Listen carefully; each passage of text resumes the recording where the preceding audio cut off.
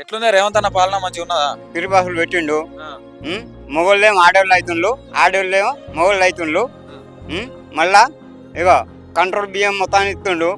కూలికి ఎవరు పోకుండా రైతులకు కూలికి అత్తలేదు ఎవరు. ఎట్లున్నాయి సన్న బియ్యం మంచిగా ఉన్నాయా?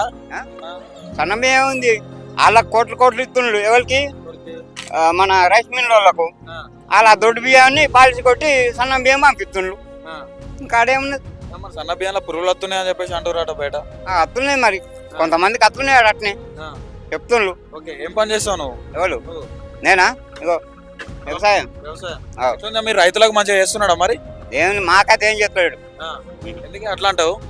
ఇప్పుడు గతంలో కేసీఆర్ 5,000 ఇస్తే ఎకరాన నేను 6,000 ఇస్తున్నా అని చెప్పేసి మాట్లాడుతున్నాడు. మరి ఎక్కడ ఇచ్చిండు?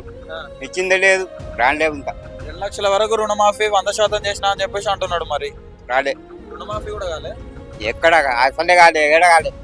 కాంగ్రెస్ పరిపాలన రేవంత్ రెడ్డి వచ్చినాక అంచని 2 ఏళ్ళ నుంచి మాకు ఏది అవకాశం రాలేదు.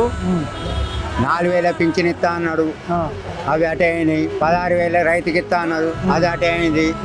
ఈ కాంగ్రెస్ ప్రభుత్వం రేవంత్ రెడ్డి ముఖ్యమంత్రి అయినాక అంచెలి ఆటోలకు 16,000 12,000 ఇస్తా అన్నారు, అదే అటే అయింది.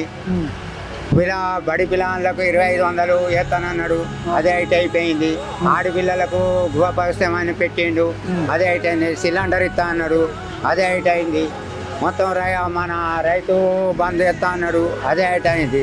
కావాల్సింది రైతు బంధు పడతలేదు, రైతు బీమా లేదు, 500 బోనస్ అన్నాడు, అదే అయింది. ఏది ఇంతవరకు 2 ఏళ్ళ నుంచి 2 ఏళ్ళ నుంచి పరిపాలన నుంచి 2 ఏళ్ళ నుంచి ఏ అవకాశం రాలేదు.